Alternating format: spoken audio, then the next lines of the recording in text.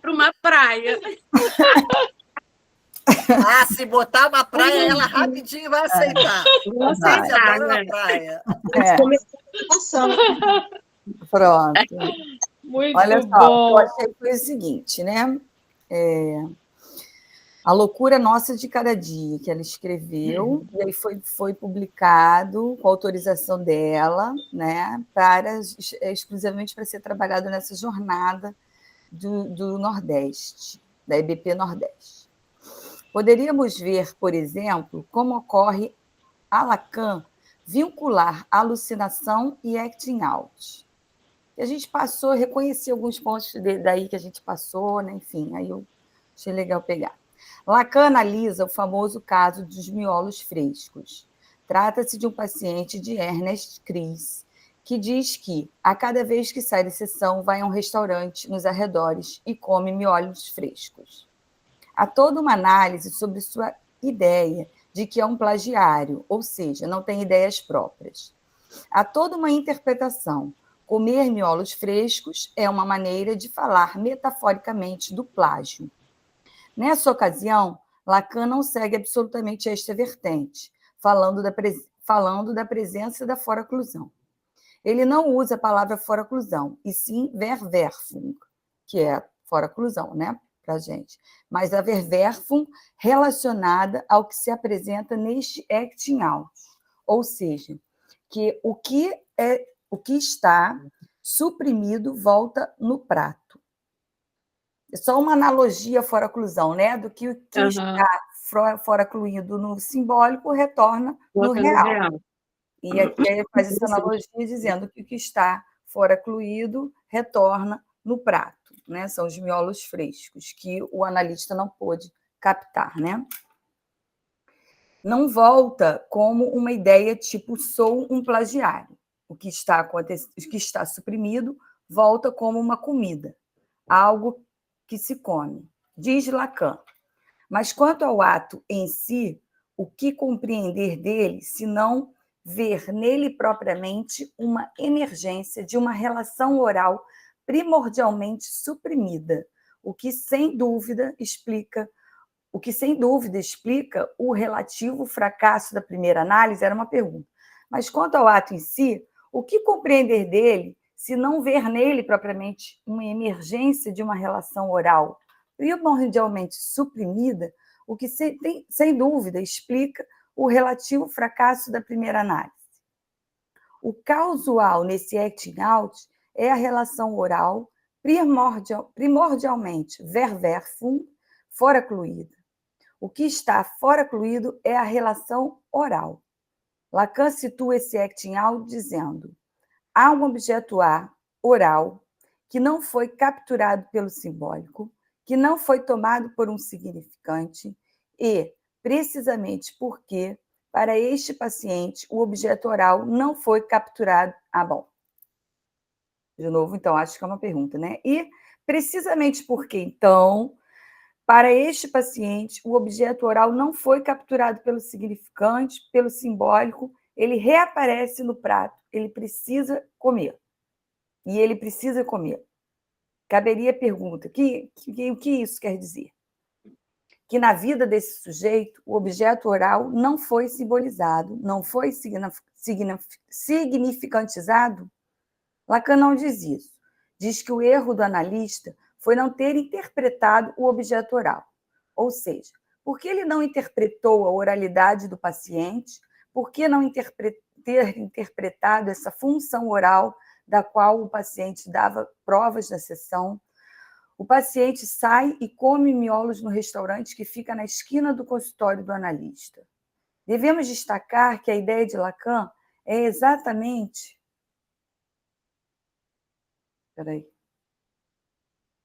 Devemos destacar que a ideia de Lacan é exatamente a mesma. Porque o objeto A não foi capturado pelo simbólico da interpretação, ele reaparece no real, fazendo essa analogia com a foraclusão. É isso que lhe permite tratar do acting out com a mesma estrutura que usou previamente em relação à alucinação.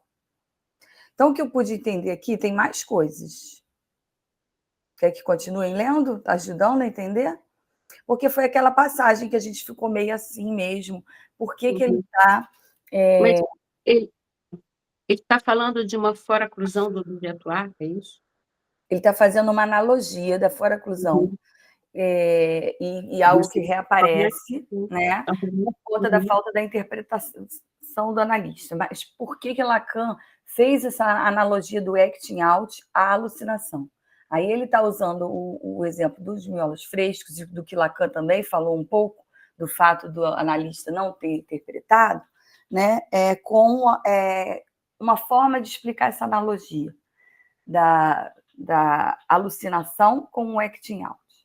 Que até então a gente achou isso estranho, né? Por que o acting out ele estaria relacionando à alucinação?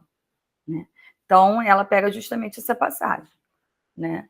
Porque o objeto A não foi capturado pelo simbólico da interpretação, ele aparece no real. Porque ele não foi interpretado, ele reaparece no real, que é esse objeto A oral, de comer, né?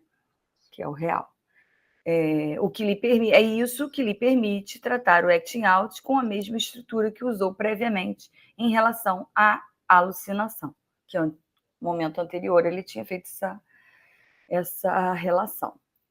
Poderíamos ver, por exemplo, como ocorre a Lacan vincular a alucinação e acting out. Lacan... isso aqui eu já não escrevi? Já não li? Está repetido. Pensei que ela ia falar mais. A beça. Agora, Márcia, esse acting out que ele está fazendo essa relação, isso pode ser repetido em outro... É porque está falando da alucinação, né? Ele pode ser repetido em outro momento? Reaparecer em outro momento, que não na análise? Pois é, eu achei assim, muito... Até peguei esse texto para ver se ajuda a gente a entender, porque eu achei muito fora de Acredito órbita. que sim, né? Pensar Pois é. no acting out pela alucinação. Não estamos falando de uma psicose. Estamos falando de um apelo à interpretação que o acting out implica. Se não se nomeia, se não se interpreta, o que precisa ser interpretado, o sujeito atua. Então, assim, a falta de interpretação no analista levou esse acting out a ficar sem tratamento, vamos dizer assim. E aí ele compara o que seria a estrutura de uma alucinação ou de uma Verwerfung, que falta o simbólico, falta a interpretação, então ela retorna no real. Por isso que ele ia lá no consultório e ia comer. Né? Então, assim... Mas só para acrescentar. Tem mais um pouco aqui, assim, deixa eu ver.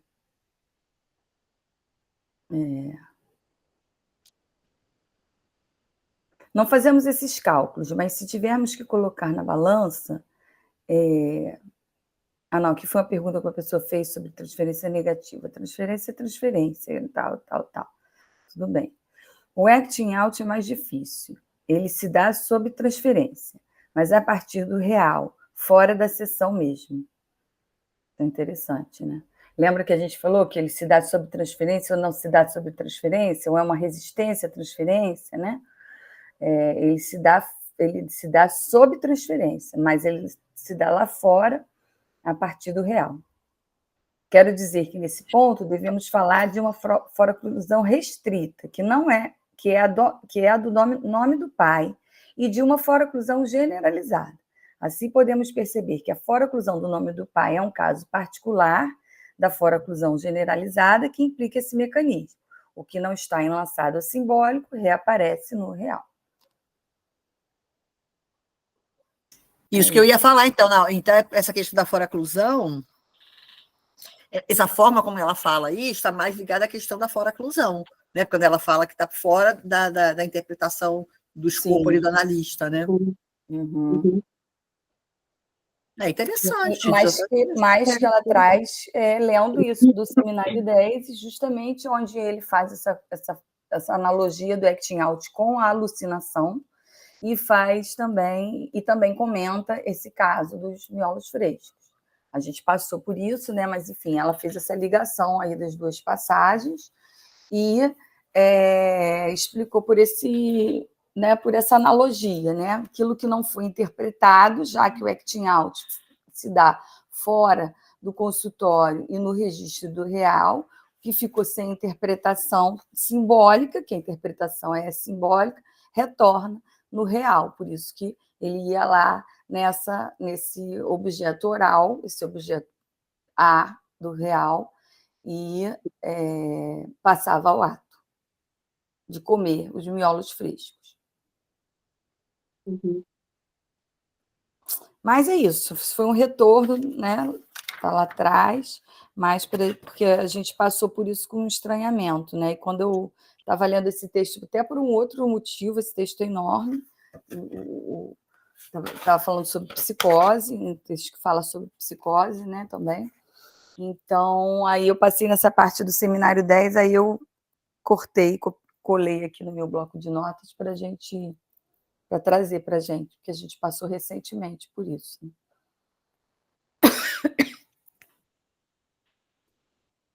Muito bom.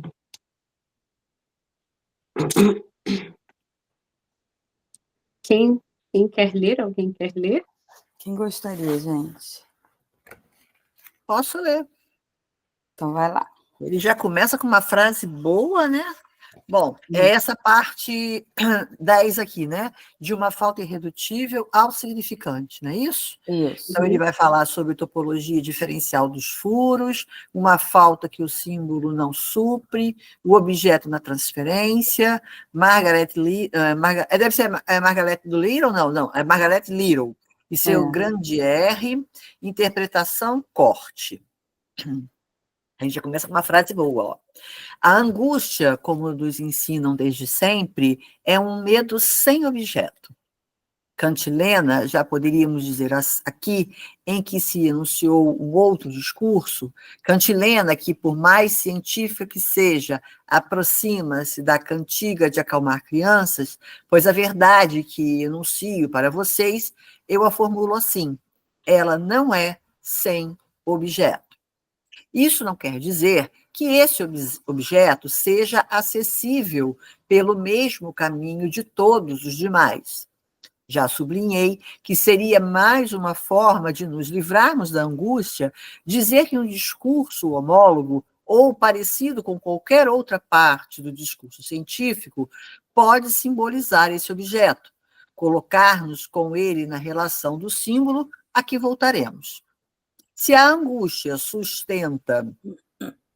Eita, me perdi aqui que eu fui. Se a angústia sustenta essa relação, por não ser desprovida de objeto, é sob a condição de ressalvar que isso não equivale a dizer, como em relação a outros, de que objeto se trata, nem tampouco a poder dizê-lo. Em outras palavras, a angústia nos introduz, com a ênfase da comunicabilidade máxima, numa função que, para nosso campo, é radical, a função da fala. A relação com a falta é tão inerente à constituição de qualquer lógica que podemos dizer que a história da lógica é a de seus sucessos em mascarar aquilo pelo qual ela se apresenta como um vasto ato falho, se dermos a essa expressão seu sentido positivo. É por isso mesmo que vocês sempre me veem voltar, por algum trajeto, aos paradoxos da lógica que se destinam a lhes sugerir as portas de entrada pelas quais se nos impõe, e as vias por onde se regula o estilo certo para nos permitir ter sucesso nesse ato falho, isto é, não faltar para com a falta. Foi também por isso que pensei mais uma vez em introduzir meu discurso, hoje, por um apólogo. Ele é apenas isso, e vocês não podem basear-se em nenhuma analogia para encontrar nele com que sustentar um posicionamento dessa falta. No entanto, esse apólogo é útil para reabrir a dimensão cuja trilha todo o discurso da própria literatura analítica os faz reencontrar forçosamente nos intervalos, digamos, do discurso em que os aprisiono aqui, de 8 em 8 dias. A dimensão de que algo possa fechar-se em nossa experiência, e de que qualquer ânsia com que ela pretenda designar essa falta ainda seja alguma coisa que esse discurso possa preencher. Portanto, um pequeno apólogo, o primeiro que me ocorreu, pois que haveria outros, mas desejo apenas andar depressa aqui.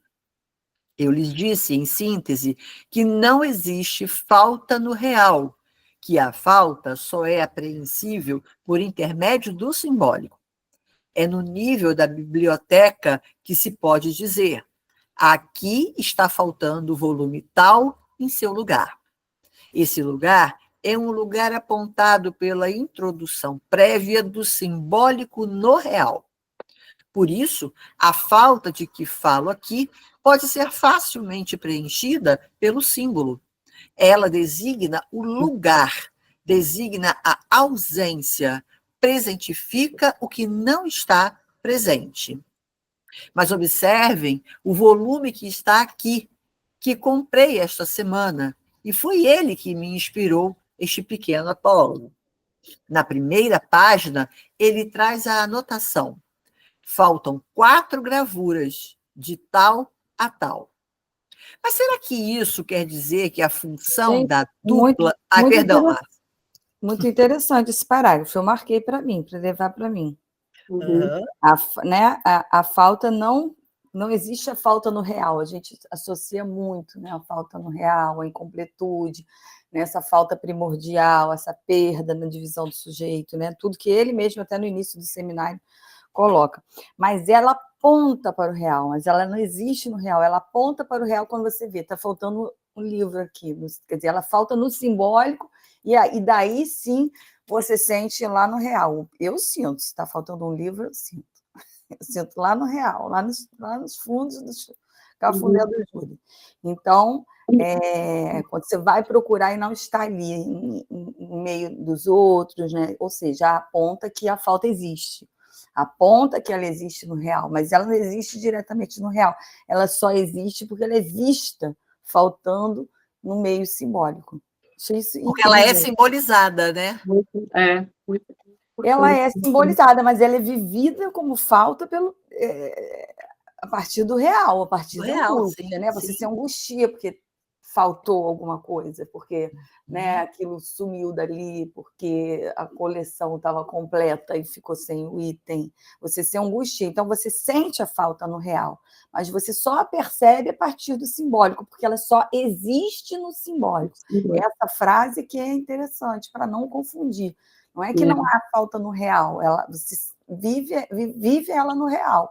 A falta, né, ela advém do real, mas você só percebe porque ela é apontada em meio a outras coisas, né? Senão a gente não perceberia ela. Ela não existe para a gente enquanto percepção no real. Ela existe para a gente enquanto percepção no simbólico, porque está faltando aqui ou está faltando ali, a pessoa não veio, faltou alguém daquele grupo, faltou alguém que deveria estar naquele jantar, faltou alguém. Aí, quer dizer, no meio do simbólico, você percebe a falta. A angústia que você vai sentir diante da falta é real. Mas eu achei incrível, que eu nunca tinha visto assim tão claro, que eu já tinha visto esse termo apontar, né? É o que aponta a falta, o que aponta a falta. O que aponta a falta é esse, é apontar no simbólico, né? Mas ela se manifesta, aí vai ser no real, né? Se ela vai retornar em torno como angústia, como sintoma, como o quê, né? Mas é no simbólico que ela pode ter consistência, né? Que ela pode existir. Inclusive, esse exemplo que você deu aí, né, no jantar, que falta uma pessoa e tal, eu acho que... Aí, quando você falou, eu captei bem essa última fala dele, né, que diz assim: presentifica o que não está presente. Né? Por exemplo, você faz um jantar, chama uma pessoa, né, uma festa, a pessoa, por algum motivo, não veio, a falta da pessoa se presentifica naquele simbólico dali, então, porque não está naquele real, né? Isso. É bem bacana essa sua... E aí, na clínica, às vezes, a gente até toca nisso, mas por quê, né? Eu sei porque eu já passei por isso, e hoje eu me vi fazendo com uma paciente, assim, ela contando as pessoas que não foram. Aí eu fiz a mesma coisa que minha analista. A gente adora, né, quando tem uma oportunidade de se vingar, né? Aí contando, a minha paciente estava contando as pessoas que não foram no aniversário dela. Eu falei assim, mas e as que foram? Você contou? Uhum. Porque é exatamente isso, né? Quando que a falta acaba ganhando um lugar aí, né, mais importante. Potência, né? Quando, na verdade, outros foram comemorar com ela. Sim. Mas ela chateada porque fulano não apareceu, ciclano não apareceu. Né? Enfim, eu falo que é bom se vingar, porque todos nós passamos por isso, a gente é assim mesmo. Né? A falta, ela nos toca. E aí, quando você faz um jantar e alguém não aparece, você conta nesse jantar se a pessoa está ou se não está, quem veio e quem não veio, né? E quem não veio se sobressai mais do que quem está ali festejando com você. Uhum. Mas vamos lá. Como a falta é potente, né? É potente, né? Fundamental. Aí é que ela faz o dela no real. Ela existe no simbólico, ali no jantar. Ela é perceptível no simbólico, mas a potência dela se mostra aí. Você vai dar mais, você vai olhar mais para isso que está sendo apontado como faltoso do que dos que presentes, dos outros volumes que estão ali. É que pode também até se presentificar através da angústia mesmo, da falta daquele sujeito, né? Sim. É. Muito bem. Aí ele vem falando assim, mas será que isso quer dizer que a função da dupla negação entra em jogo aí? E, se o livro estiver faltando em seu lugar, a falta das 4 gravuras será suspensa e as gravuras voltarão para ele? Salta aos olhos que não é nada disso. A dupla negação que ele fala é do volume que está faltando e as 4 gravuras que estão faltando no volume, é isso? Não, outro exemplo. Há 4 gravuras que estão faltando em meio a tantas gravuras, deveriam estar 4 gravuras. Uhum. Ou um livro, a gente está falando de exemplos diferentes, né? Mas, independente, observe, um volume que não está aqui, comprei esta semana, e foi ele mesmo que me inspirou este pequeno apólogo. Na primeira página, ele traz a anotação. Faltam 4 gravuras de tal a tal. No livro. No livro. No livro, no livro. Mas será que isso quer dizer que a função da dupla negação, ou seja, falta o livro e falta aquele escrito no livro, que era, olha só, falta o livro, não é dupla só não, é tripla aqui, eu diria. Falta o livro, falta o escrito que estava no livro, que faltam as gravuras, e faltam as gravuras. Porque ele lembra que tem um escrito, uma anotação na primeira página. Então, falta o livro, falta a anotação e faltam as 4 gravuras. Mas, enfim, estou brincando. A dupla negação que ele está dizendo é a falta do livro e das gravuras, né? Uhum. Uhum. E aí ele vai. Salta aos olhos que não é nada disso.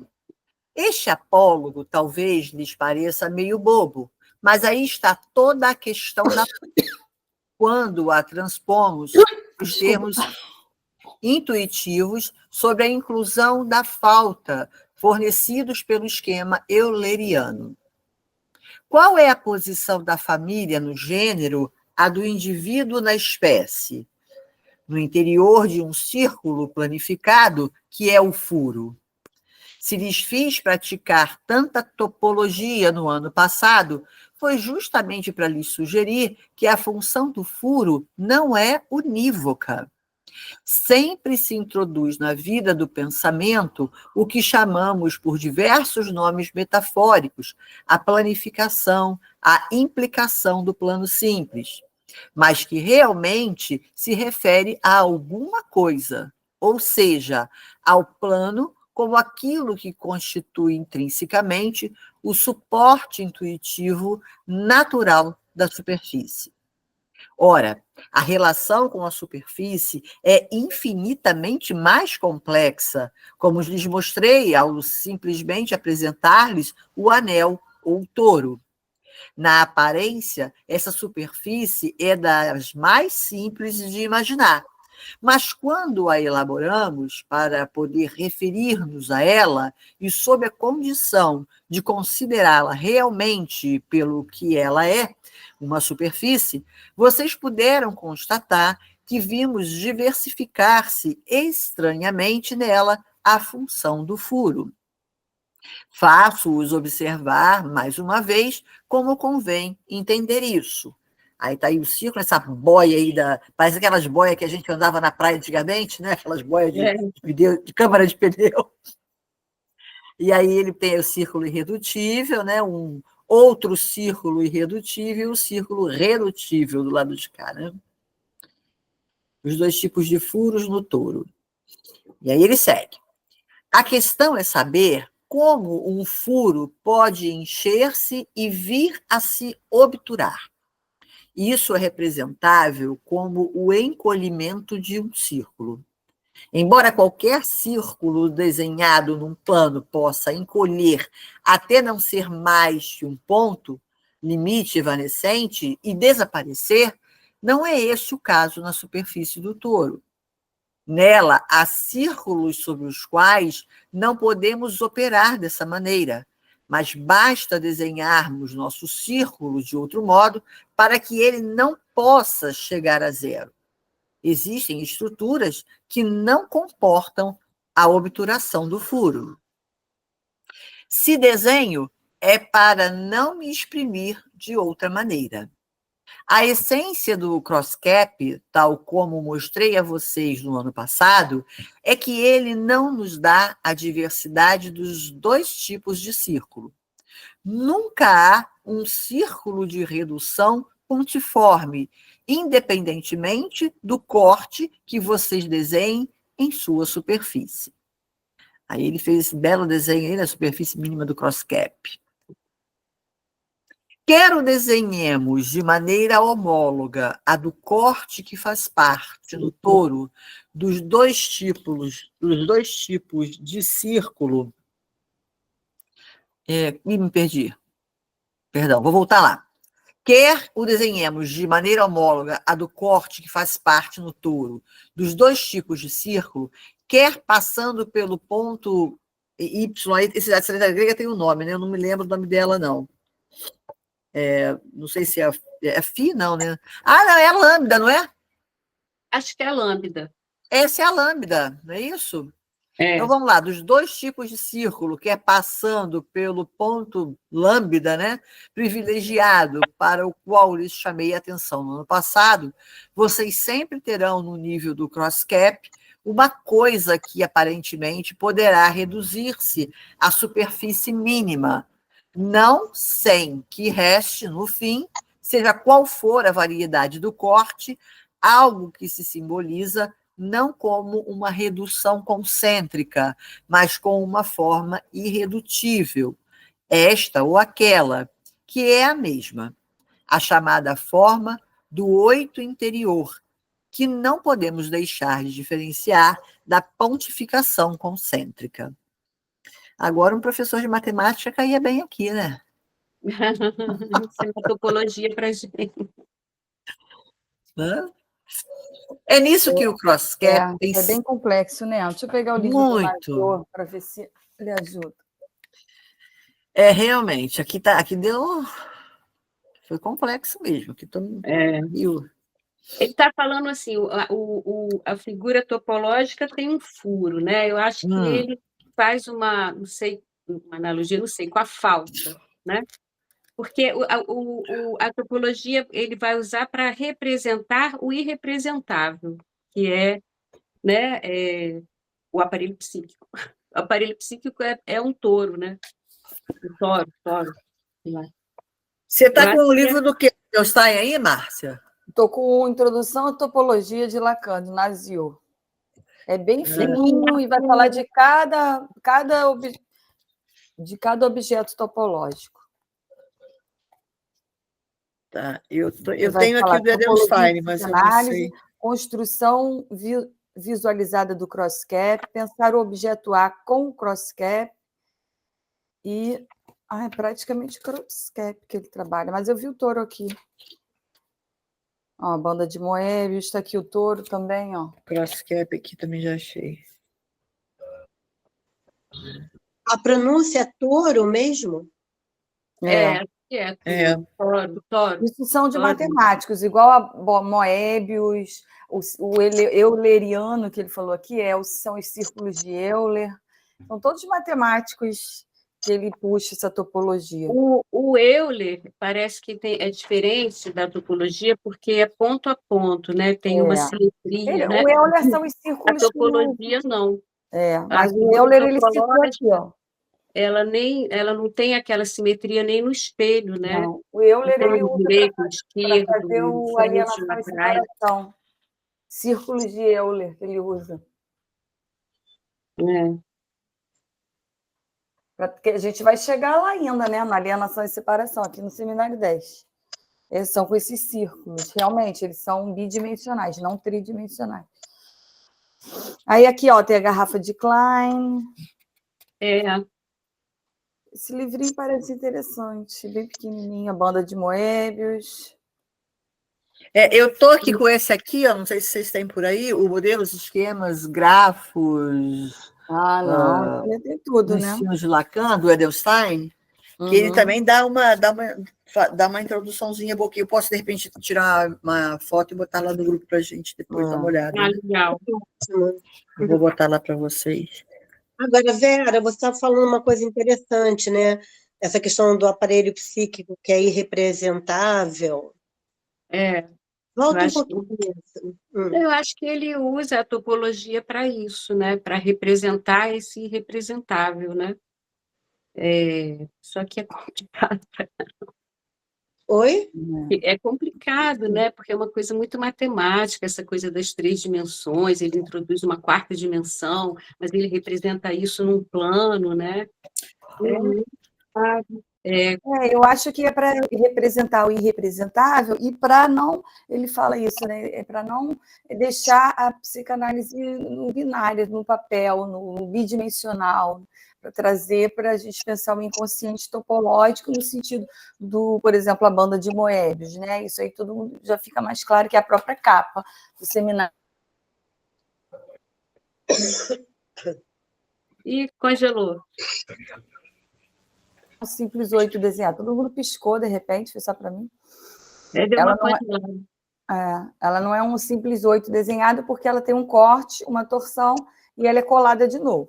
Então, fica um fórum dentro, a formiga anda fora, depois anda dentro. E esse dentro e fora, ele vai dizer que vai representar justamente o inconsciente, né? Que não é um baú enterrado, onde a gente procura os nossos traumas, a gente vai para análise futucar a história de infância de cada um, mas é esse inconsciente que se apresenta hoje, né? No presente mesmo, aqui agora, rindo, chorando, tropeçando, e que Freud também falava muito no Psicopatologia da Vida Cotidiana, né? Os dados falhos, nas formações do inconsciente. Então, as formações do inconsciente são muito mais para uma topologia do que para alguma coisa que fique no papel. Né? Ele começa com grafos, Lacan começa com grafos e esquemas, e parte depois para a topologia. Por último, a topologia específica dos nós, né? Mas são sempre topologias no sentido de tentar tirar a psicanálise do bidimensional, só do papel e da escrita. Você lê aqui o que é o inconsciente. O inconsciente é isso. Mas para que você possa pensar o inconsciente numa outra dimensão. A topologia, então, seria a possibilidade de se representar o irrepresentável. Eu ouvi do Marcelo Veras uma vez, ele falando que a topologia é o modo como o Lacan introduz o corpo na teoria dele, no ensino. Interessante. Isso, eu botei no livro. Isso, né? Eu vou ler um pedacinho para vocês aqui do que o Edelstein fala sobre essa questão da topologia. E depois eu bato foto e boto lá para vocês. Ele fala assim, em topologia, as figuras e os diagramas têm um papel estritamente auxiliar. Neles não se podem expressar as situações de nenhuma geometria não euclidiana, já que ditas figuras representam retas ordinárias no plano ordinário, e esse plano é completamente euclidiano, dentro dos limites da exatidão da figura. Representação no plano euclidiano da banda de Möbius, do touro, da garrafa de Klein e do crosshair. Aí ele bota todas as figuras aqui, né? Eu vou botar lá para vocês. Aí ele fala assim: assim como fizemos com a figura 5, que é essa figura cá em cima que ele vai explicando, né? Façamos outro exercício a fim de nos aproximarmos das diferenças referentes aos invariantes topológicos. Se partirmos dessa parte do teorema de Euler, que diz assim: não se pode traçar uma curva fechada sobre uma superfície sem dividir esta em dois. Se partir desse ponto, está dizendo, podemos nos perguntar se não levamos em conta suas propriedades não topológicas, o que diferencia o touro da esfera? Efetuando uma representação de um possível caso de uma curva ou linha fechada sobre uma esfera e outra sobre o touro, obtemos, no caso da esfera, vemos que a curva fechada implica um corte que divide a superfície em dois. É exatamente esse corte que ele está fazendo aqui. O que, no caso representado, não acontece do touro, que somente se converteu em algo como um cilindro, porém não dividido em duas partes. Ao touro são necessários dois cortes fechados, que não tenham nenhum ponto em comum, para ficarmos seguros de tê-lo dividido em duas partes. O caso de um só corte que divide o touro em dois é, por exemplo, o seguinte. Aí ele bota essa figura aqui, ó, que é um dos cortes que o Lacan fez lá tá lá no seminário 10 aí, né? E aí ele vai explicando, mas eu vou botar a foto para vocês lerem com calma. No meu livro tem uma passagem que é Que Lugar para Topologia. Aí eu entro com uma introdução lá, aí falo assim: se o real é sem sentido, explicitá-lo requer manobras que ultrapassem os recursos simbólicos utilizados até então, ainda que esses já indiquem o uso da lógica e da matemática. Se o campo do simbólico se desvanece, os esquemas e grafos também precisam avançar. Assim, Lacan aventura-se em um avanço dos estudos da topologia, debruçando-se sobre um trabalho que inicialmente será sobre a topologia das superfícies, que eu estou indo passo a passo, né? Depois vai ser sobre a topologia dos nós. Mas ele diz isso um pouco do que a Vera falou, né? Que é o uso... Podemos sinalizar o percurso de sua teoria quando ele se instrumentaliza de recursos diversos que vão em direção ao real. Então, o uso da topologia para avançar em direção ao real, porque o que a gente tem de recursos é simbólico e imaginário.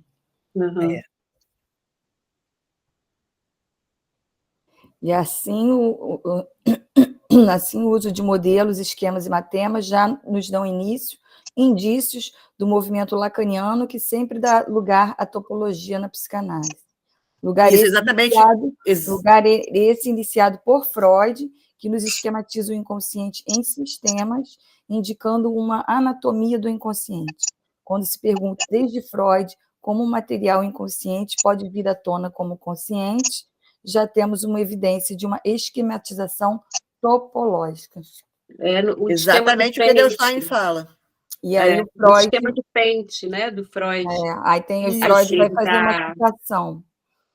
Ô, Márcia, Márcia, você já leu na biografia que a Catherine Milot a do Lacan a quantidade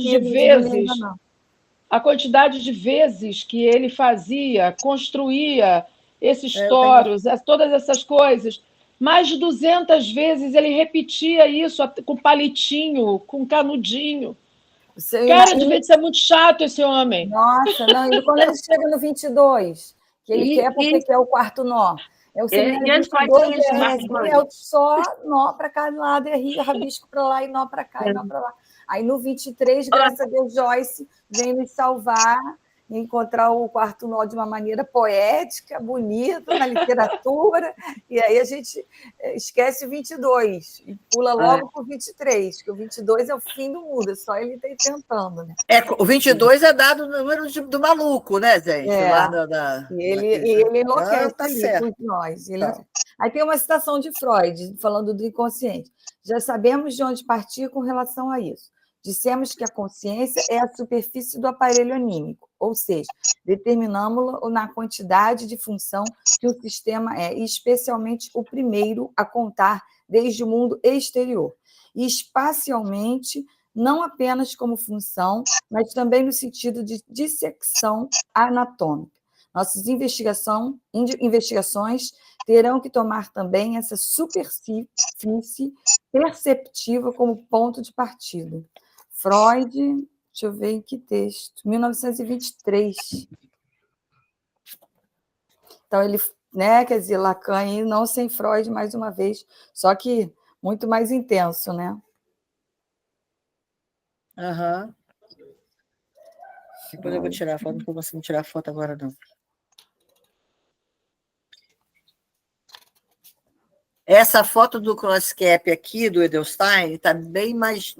Já dá para entender bem mais do que essa que ele bota no seminário 10. Porque aqui ele bota a superfície, né? Aqui o Edelstein vai fazendo como se fosse um ovo, aí vai fazendo todo o desenho de começo. O eu e o isso. Está no eu e o isso que eu acabei de ler. Desculpa, Márcia, só porque eu achei. Não, tranquilo. Bom, mas aí vamos nos esbarrar aí com essa profundidade aí de Lacan, que já estava em Freud, mas estando no estando, né, ele complexifica, né? Uhum. Bom, e aí eu acho que eu parei aqui, né? Nisso que o cross-cap tem sido para nós um outro caminho para abordar a possibilidade de um tipo irredutível de falta.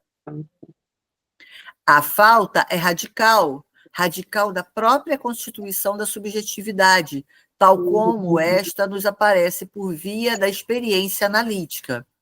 Eu gostaria de enunciá-la com essa formulação. A partir do momento em que isso é sabido, em que algo chega ao saber, há alguma coisa perdida, e a maneira mais segura de abordar esse algo perdido é concebê-lo como um pedaço do corpo. Aí está, sob forma maciça e opaca, e em seu caráter irredutível, a verdade que nos é dada pela experiência analítica, e a qual, por conseguinte, esta introduz em qualquer reflexão possível sobre qualquer forma concebível da nossa condição. Esse ponto, convém dizer, comporta o suficiente de insustentável para que tentemos incessantemente contorná-lo. É um fato de duas faces, sem dúvida, que sejam que no próprio esforço de contorná-lo só fazemos desenhar mais seu contorno, e que à medida mesma que nos aproximamos dele, somos sempre tentados a esquecê-lo, em função da própria estrutura representada por essa falta. Daí resulta, outra verdade, que todo o tormento de nossa experiência decorre de que a relação com o grande outro, onde se situa toda a possibilidade de simbolização e de lugar no discurso, liga-se a um vício estrutural. Nossa, que espetáculo isso aqui! O passo a mais a ser dado é conceber que tocamos aí justamente no que possibilita a relação com o grande outro, isto é, naquilo de onde surge a existência do significante. O ponto de onde surge a existência do significante é aquele que, em certo sentido, não pode ser significado. É o que chamo de ponto falta de significante. Pedaço bom, hein? Muito bom, muita informação. Muito bom.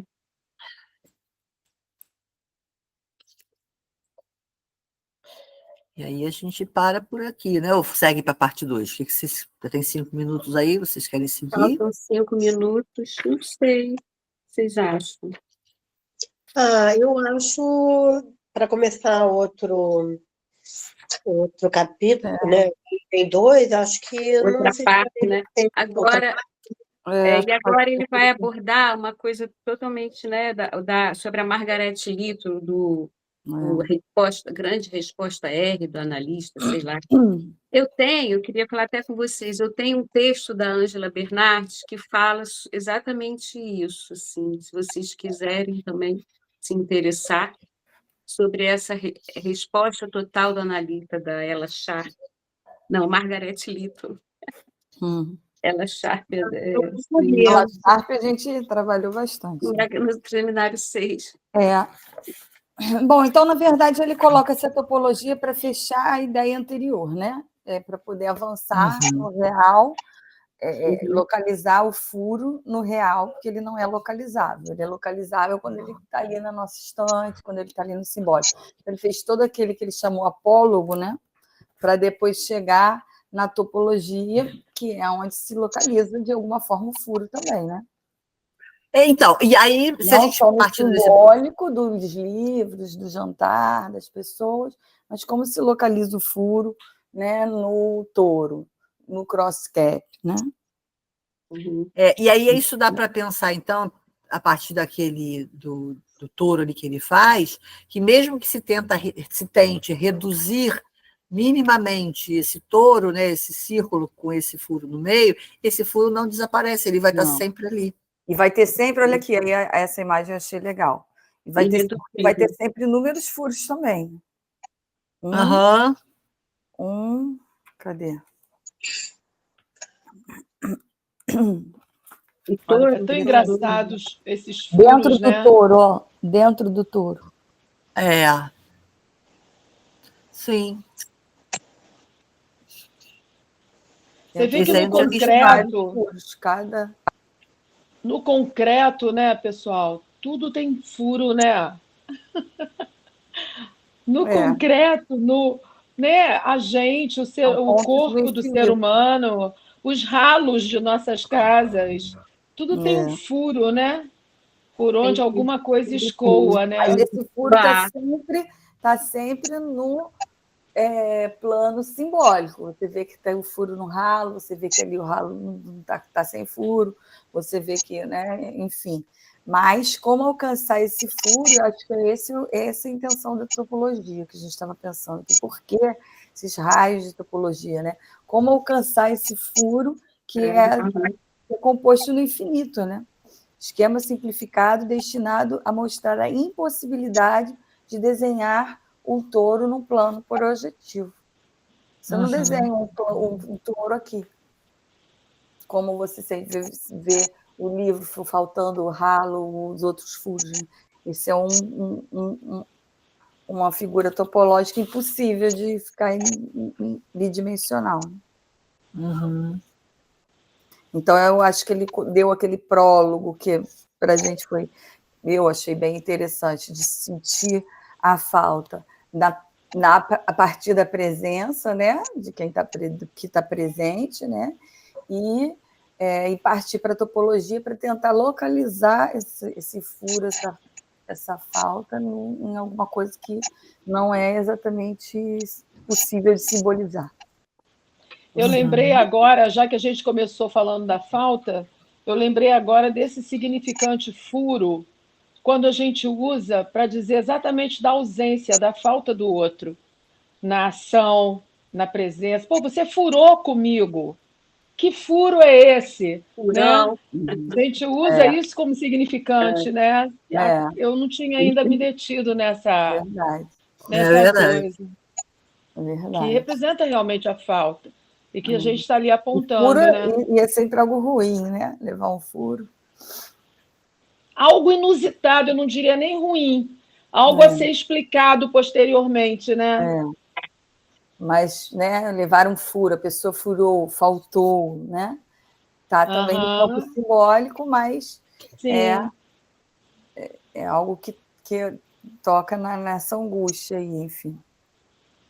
Ué, o nosso corpo não é todo, né? Ele tem furo. Todo furado. Vários furos, né? Vários. Aí quando Você vê também. A escola passou um tempão debatendo, lembra, Vera? A diferença entre o furo e o buraco. Pois é, buraco, ele fala da topologia. Não, furo ele usa bastante na topologia. Buraco e furo. E o buraco, eu não sei se tem contorno, o que faz, mas a discussão que tinha na escola é por causa de tradução, né? O agurreiro. Na verdade, o argentino falou agurreiro, que é buraco, mas ele está se referindo a furo. E aí fica sempre polêmico lá na escola, porque nas traduções, na hora de falar, que buraco é diferente de furo. Né? Você pode cavar um buraco na terra e ele tem que ter fundo. Né? Se você fura uma travessa de um lado para o outro, alguma coisa, não tem fundo. É intencional o furo, né? Você faz, né? Muitas vezes você faz o furo para abrir um buraco. O buraco também pode ser intencional. Vamos cavar um buraco aqui, vamos fazer um buraco para botar acho que tem uma diferença. Vamos fazer um buraco essa coisa do intencional. Não, mas a questão era mais de tradução e de língua, gente. Porque furo e buraco, um dia o Romildo se irritou e falou assim, furo e buraco, gente, a gente está falando da mesma coisa, está apontando para a falta, é isso. Só que em espanhol se chama buraco, e a gente aqui usa furo.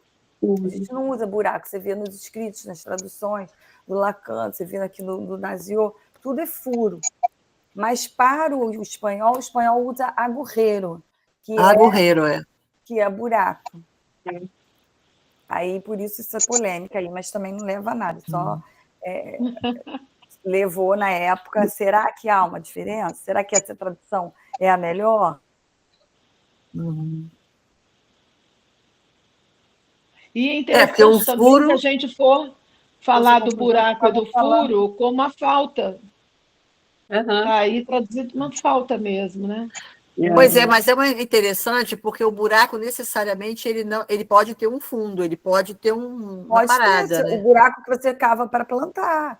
Ele pode, né? Não tem outro. Então, mas existe um vazio onde você coloca alguma coisa. Sim.